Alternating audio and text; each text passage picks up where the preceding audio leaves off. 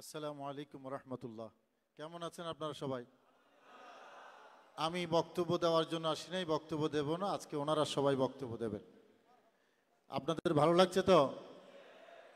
আমি দুই একটা অনুরোধ করব আপনাদেরকে।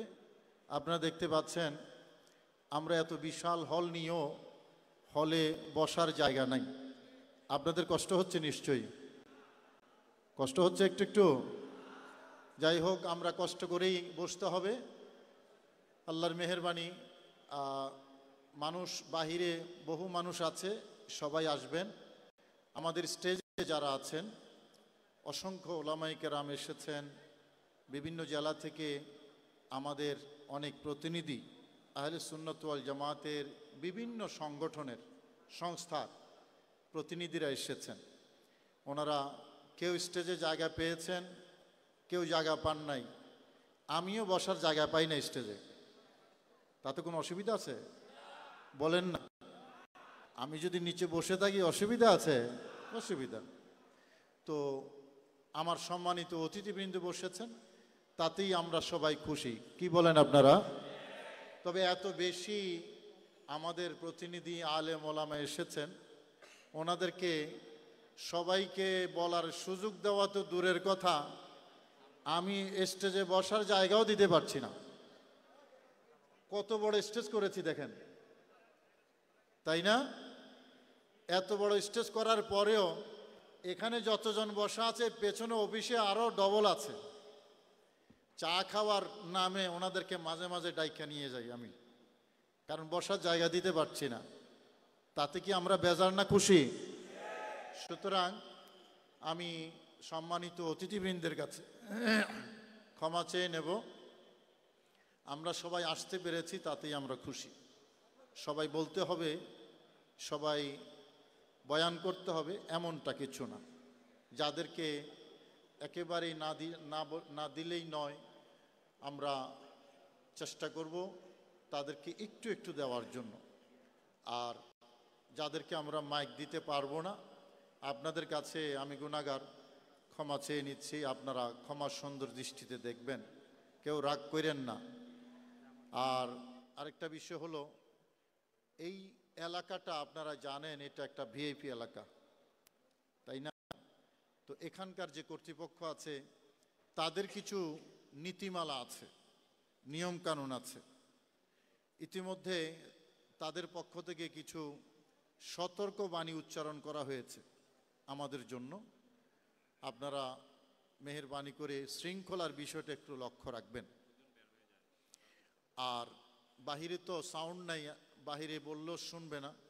বাহিরে ঘোরাফেরার ক্ষেত্রেও ওনাদের কিছু বিধিনিষেধ আছে। সবাই যদি ভেতরে চলে আসতো ভালো হতো, তবে ভেতরেও জায়গা নেই খুব একটা, করার কিছু নেই। তো স্টেজটা আমরা যেভাবে করেছি, স্টেজে ইতিমধ্যে ইঞ্জিনিয়ার আমাদেরকে সতর্কবাণী উচ্চারণ করেছেন, যে কোনো সময় এটা নিচে দেবে যেতে পারে, আল্লাহ না করুক। তো যাই হোক, আমার সম্মানিত অতিথি যারা আছেন, আপনারা মাঝে মাঝে পেছনে গিয়ে আমার একটু চা খেয়ে আসবেন। আমার পিছনে অফিসে আছে, একটু চা খেয়ে আসবেন, ওখানে গিয়ে একটু খোঁজ গল্প করবেন। আমি সেই জন্য অনুরোধ জানাচ্ছি আপনাদেরকে। এই রাস্তাটা একটু ফ্রি করে দিতে হবে। এখানে ওয়াশরুম আছে, ওয়াশরুমে আসার জন্য আপনারা যারা এই রাস্তায় দাঁড়িয়েছেন, এই রাস্তাটা ফ্রি করতে হবে। এটা ওয়াশরুম, সবাই ওয়াশরুম ব্যবহার করতে হবে, রাস্তাটা একটু ফ্রি করে দিয়েন। আর যারা বলবেন বা যাদের নাম ঘোষণা হবে, আপনারা কোনো অ্যাড্রেসিং করেন না। এখানে আহ্বায়ক সভাপতি অ্যাড্রেস করার কোনো আলাদা কোনো ফজিলত নাই, বাস সরাসরি আপনার বক্তব্যটা। আর যাকে যতটুকু টাইম দেওয়া হয়, 2 মিনিট হলে 2 মিনিটের ভিতরে একটু শেষ করেন। আমরা আলা হযরত কনফারেন্স, এটা একটা ঈদের মতো আমাদের, সারা বাংলাদেশ থেকে সবাই এসেছেন, তো মিলন মেলা, তাই না? তো সেই জন্য সময়টার দিকে একটু লক্ষ্য রাখবেন। নির্ধারিত সময়ের ভেতরে আমাদের শেষ করতে হবে। আর আপনারা জানেন আমরা বিদেশি 2 জন মেহমান দাওয়াত দিয়েছি, যদিও আমরা খুব বেশি প্রচার করি নাই, কারণ আমাদের এই মাহফিল জমানোর জন্য এখন আর বিদেশি বক্তা দরকার নাই, দেশীয় বক্তাই যথেষ্ট। কি বলেন আপনারা? সেই জন্য আমরা এগুলা প্রচার করি নাই, শুধু প্রচার করেছি আলা হজরত কি আলা আলা হজরতের এই স্মরণ সভা, আমরা এটাই প্রচার করেছি এবং তাতেই বিশাল উপস্থিতি আলহামদুলিল্লাহ। তো যাকে যদ্দূর সময় দেওয়া যায় আপনারা মেহেরবানি করে সময় খেয়াল রাখবেন। আর আমরা অনেক বক্তাকে বিষয়বস্তু দিয়েছি এবার, হ্যাঁ দোতলায় কিছু জায়গা এখনো রয়ে গেছে, আমরা অনেককেই এবার বিষয়বস্তু দিয়েছি। যাদেরকে বিষয়বস্তু দিয়েছি আপনারা নির্দিষ্ট সময়ের ভেতরে বিষয়বস্তুকে বক্তব্য শেষ করবেন। সবাইকে আবারও ধন্যবাদ।